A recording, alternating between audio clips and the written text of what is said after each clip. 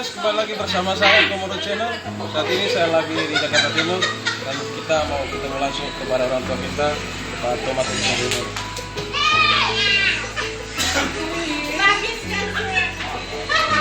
Oke guys, ikutin terus. Kita mau masuk ke rumah komandan kita. Halo, selamat malam. Malam siap. Selamat malam. Aduh, kita ini malam-malam kesini. Sorry mengganggu waktunya. Tidak apa-apa. Ya. Jadi Bapak Ibu, teman-teman, saudara-saudara saya yang ada di medsos, hari ini dan malam ini saya berada di Jakarta Timur, rumah dari Bapak Thomas Edison Rimone yang saat ini menjabat sebagai anggota DPRD Kabupaten Manggarai dan sekaligus Komandan Laskar 88, saudara-saudara. Jadi kita perkenalkan langsung sama Bapak Thomas Edison Rimone. Ya, malam. Jadi sebagai anggota legislatif sekarang sudah masuki tahun 2021 dan kita sudah melewati masa 2020. Mungkin sebagai sambutan ada ucapan kepada rekan-rekan, teman-teman yang menonton di YouTube channel Komodo ini. Jadi dipersilakan dulu kepada Bapak Thomas Edison. Oke, pertama-tama saya ucapkan banyak terima kasih untuk teman-teman yang ada di Komodo Channel. Dari tempat ini saya mengucapkan selamat Natal dan Tahun Baru kepada seluruh rakyat Manggarai, baik yang ada di Manggarai maupun di luar Manggarai. Bahwa tahun baru Natal ini, tahun baru ini semoga membawa berkat tersendiri untuk keluarga kita masing-masing. Yang kedua, profisiat juga bahwa tanggal 9 Pilkada di Kabupaten Manggarai berjalan dengan aman, tertib, damai, itu berkat dukungan seluruh teman-teman, baik dari teman-teman tim DN maupun teman-teman tim H2N, sehingga Pilkada Manggarai dapat berjalan dengan aman, lancar, tertib, dan damai. Oke guys, jadi Bapak Edison ini sapanya gitu ya Pak? Ya. Bapak Edison ini adalah Komandan Laskar 88 seluruh Kabupaten Manggarai. Nah, ini menarik banget bagi kita sebagai anak muda Manggarai yang regenerasi ya Kabupaten Manggarai. Kita menanyakan langsung, kira-kira ini kan sudah selesai pilkada ya Pak. Ini sudah selesai pilkada dan berjalan dengan kondusif.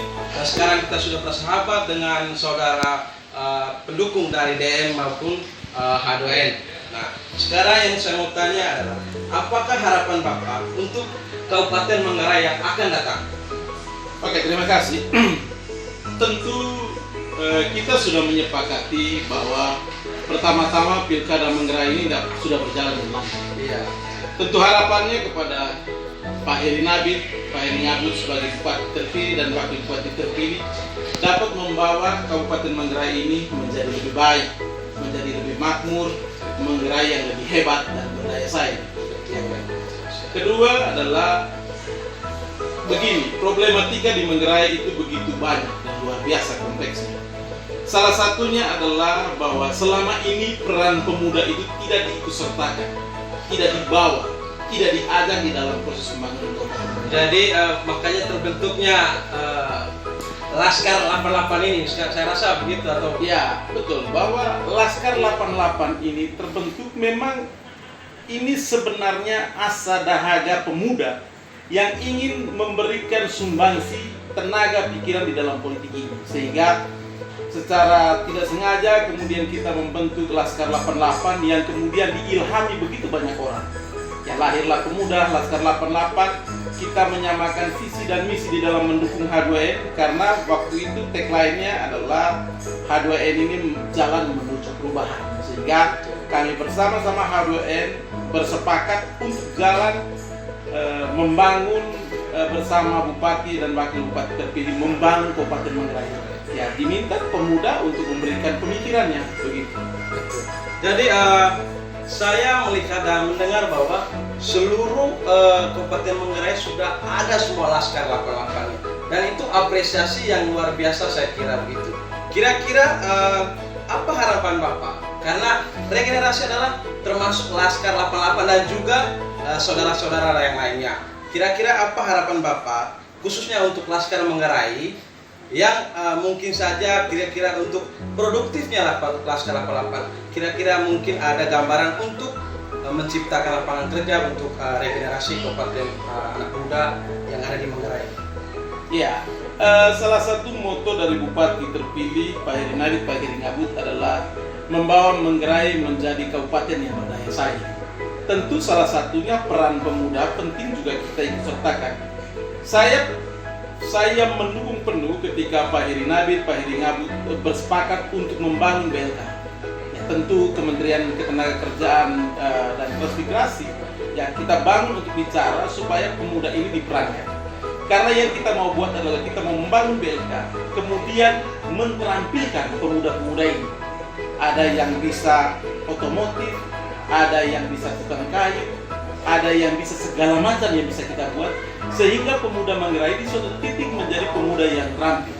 Karena begini, ya, selama ini orang selalu mengatakan bahwa Laskar 88 ini terdiri dari pemuda-pemuda yang bodoh, pemuda-pemuda yang tukang mabuk dan tukang berkelahi. Stigma itu saya anggap stigma yang biasa. Tapi tugas pemimpin adalah bagaimana kemudian mengubah stigma ini menjadi pemuda-pemuda yang kita hasilkan menjadi pemuda yang terampil dan berdaya saing.